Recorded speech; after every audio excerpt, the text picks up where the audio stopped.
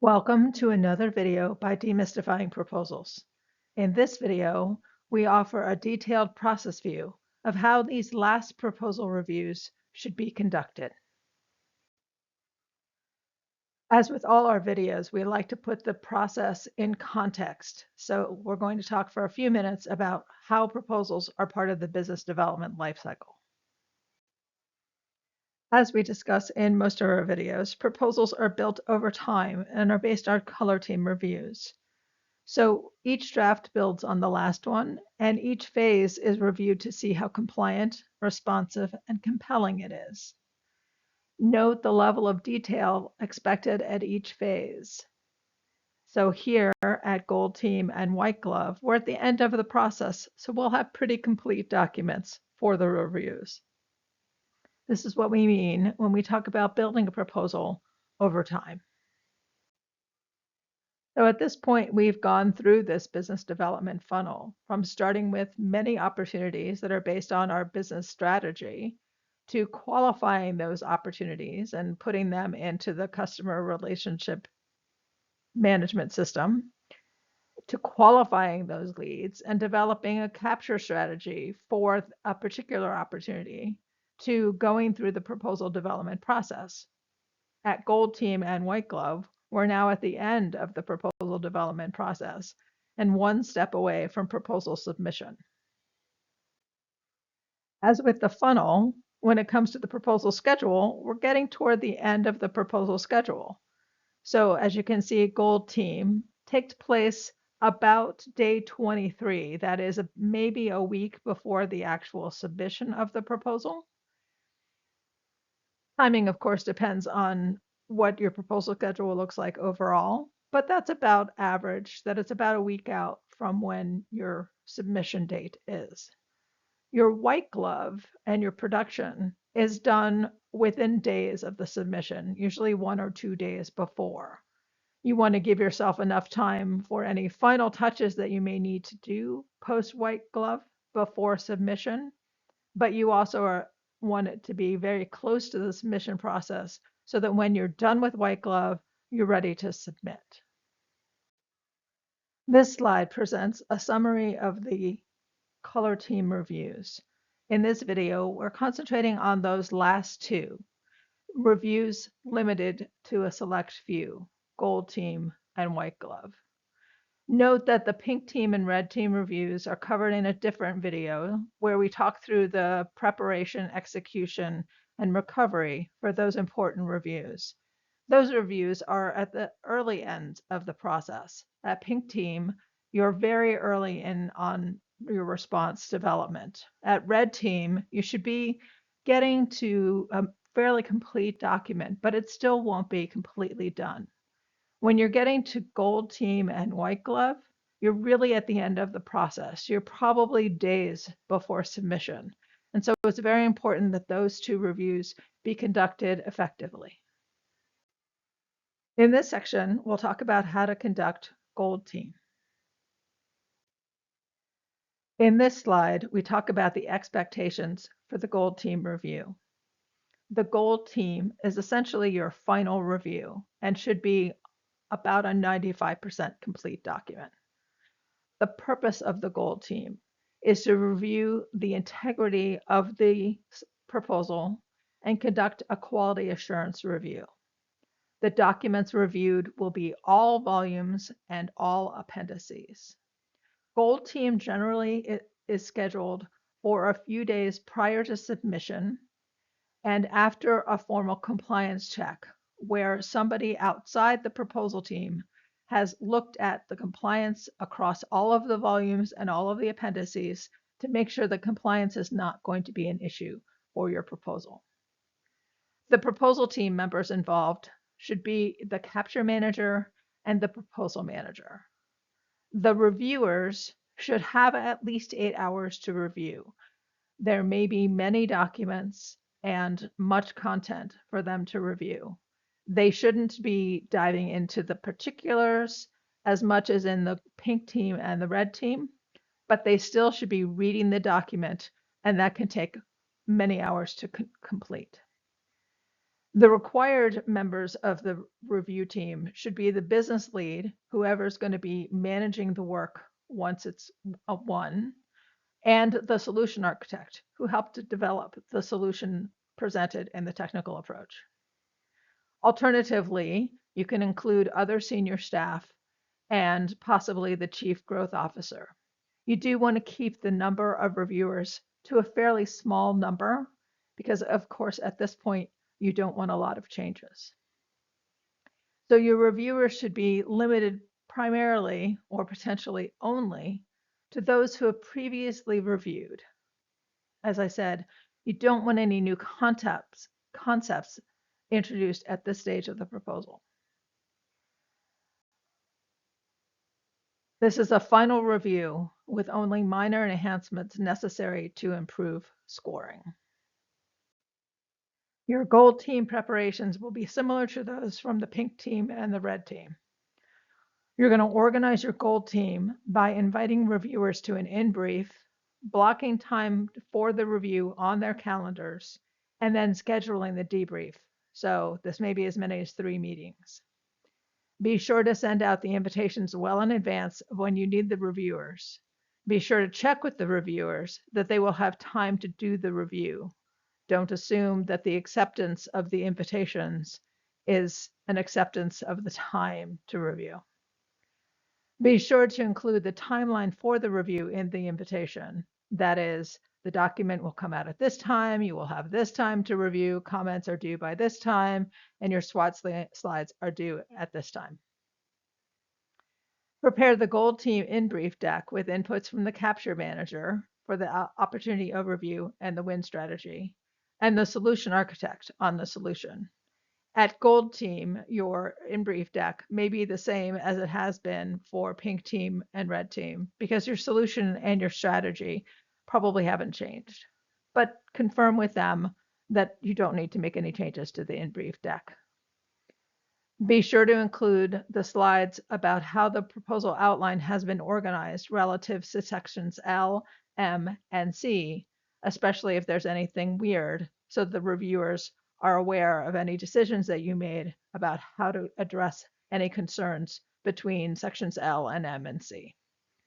Assignments should also be in the deck, as well as in the email invitation that you sent for the calendar invite. The number of people working on the document at Gold Team will be smaller than it was at Pink Team and Red Team because at this point now you're polishing, and so you don't want a lot of hands into the document. But you still want to work with the folks who are actually working on the documents to ensure that the documents are going to be ready for the review. So at your daily stand-ups, you want to reiterate the schedule for the deadline for the drafts, just like you did at Pink Team and Red Team. You want to review your drafts to make sure that the content is really going to be Gold Team ready. That is a 95% complete proposal with all of the elements complete.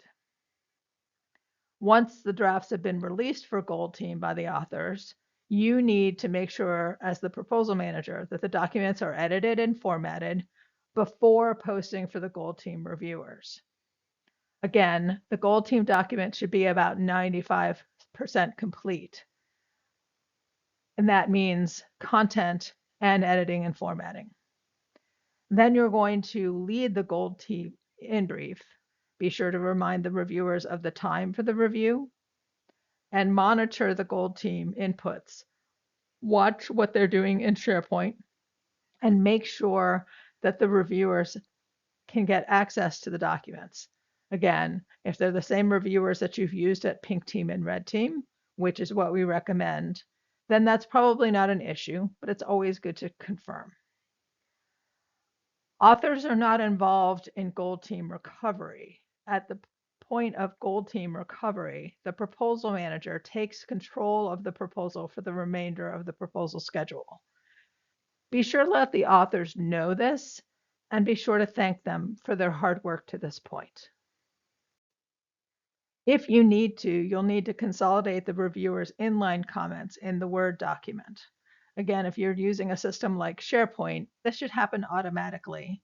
But if you have offline reviewers, a consultant or a sub, you may have to merge their comments into the master document. And then use the color team debrief slides, the SWOT slides, from the reviewers to lead the debrief discussion. For recovery, as we said, the proposal manager will own the document. You work with the capture manager and the technical lead or the solution architect on Gold Team recovery, including adjudicating the reviewer's comments. Hopefully, those comments will be fairly minimal at Gold Team. You should have completed all of the changes that were necessary from Red Team, so your document should be pretty clean at this point. Be sure to communicate clearly what has been accepted and what will not be done with any reviewers, especially if those reviewers are going to be part of your white glove. And then after the Gold Team recovery, your proposal should be ready for white glove. That is, it should be virtually complete. You want to also check on your file sizes. This is something that's really important when it comes to submission. Some submission systems have restrictions on how big your documents are. Now that you're a Gold Team, you'll understand what your file sizes are for each of the documents that are involved in the proposal, and you need to make sure that those file sizes will be compliant with what the submission process will accept. Now we're going to move from Gold Team to white glove.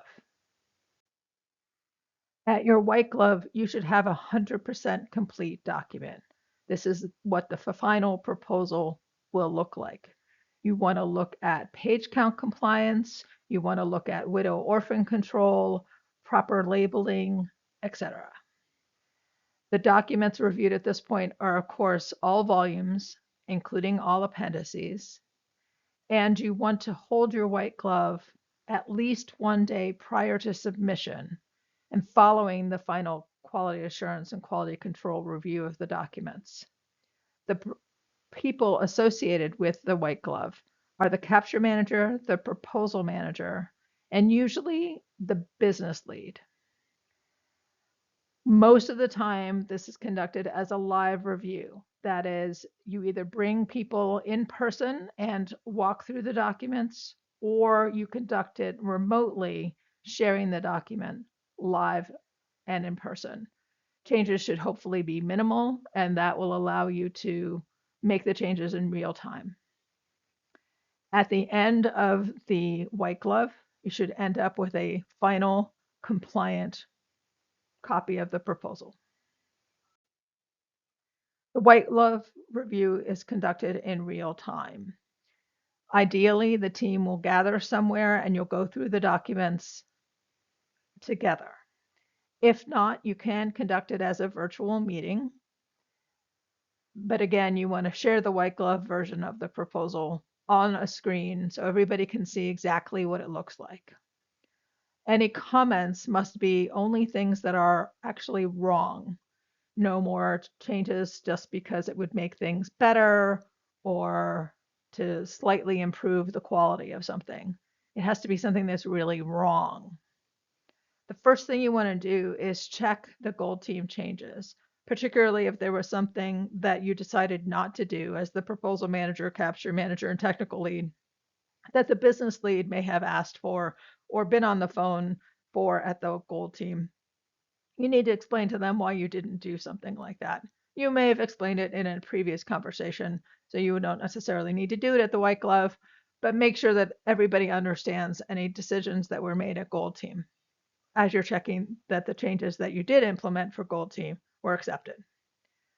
Then you want to check the layout, make sure that the format looks good, make sure that there aren't any widows or orphans, make sure that all the headings are on the same pages as the content that relates to them, that kind of thing.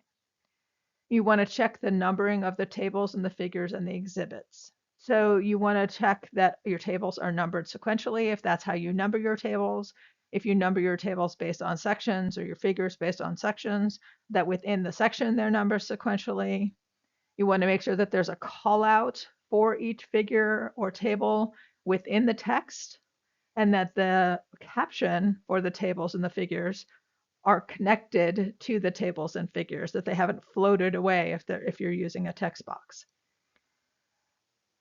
You want to check for compliance, and this is basically checking to make sure that the outline that you created at the beginning hasn't been changed. You should have been checking for this all along, so hopefully that's not so much of an issue. But you just want to make sure as a final check that the L and M and C references and the headings are all there. They all match what you expect them to be for all of the different sections, and that there's a general view that all of the things in each section are compliant with what the RFP instructions are asking for. Just as you did at Gold Team, you want to check for the file size, again, to make sure that none of the files are going to be too big for the submission. You want to make the changes as needed, pretty much in real time, so that you can double check as you make the changes that nothing has gone haywire when you make a change, which is also part of the reason that you only make changes that are things that are wrong. So that if you add a sentence or you add something, that you're not going to bump it into another page, or you're not going to create issues with the layout or any of those kinds of things. So you just need to make sure that those final changes don't mess up all the things that you've just looked at from a layout, numbering, headings, all of those things, right? And then if there's something that requires a little bit more intervention, then you can put in a comment and then go back and clean up that comment later. But ideally, you would finish White Glove with a complete document. If there are any of those comments that are still outstanding after you finish the White Glove actual review, then you want to work with the capture manager and the solution architect on any of those issues and make sure that you've addressed whatever those comments were and removed those comments from the document so that your document post White Glove is ready for submission. Now that you've gotten through White Glove, you need to prepare for submission. So in submission execution, you're going to coordinate with the contracts lead as to the documents that are going to be submitted, along with the timing of when they will be ready for submission. Most proposals include multiple volumes. You'll have at least a technical volume and a business volume, if not additional volumes. So you need to make sure that you've communicated with your contracts lead, hopefully all through the proposal development process, as to the number and type of documents that they'll be getting for the actual submission. You want to finalize all documents in time for submission, of course, usually several hours in advance of the submission deadline. Preferably you submit 3 or 4 hours in advance, and you need to have more time available if your submission is via a portal. Portals can be notorious for not working correctly all of the time, and there will be several other people trying to submit through the same portal at the same time. So give yourself time for things to go awry before you need to submit. The contracts lead then submits the documents by the deadline in the RFP. He or she will BCC the appropriate staff. Hopefully this includes the proposal manager, the capture manager, the solution architect, the business lead, and others. He or she will request a read receipt on the submission email or add a read receipt so that they get confirmation when the email goes through. But they'll also request a confirmation email from the contracting officer. Once they receive that confirmation email, they'll distribute it to the appropriate staff so that everybody knows that the proposal submission has been executed. We hope that this video has been helpful. If you have any questions or concerns, please provide them in comments on the video. Thank you from Demystifying Proposals.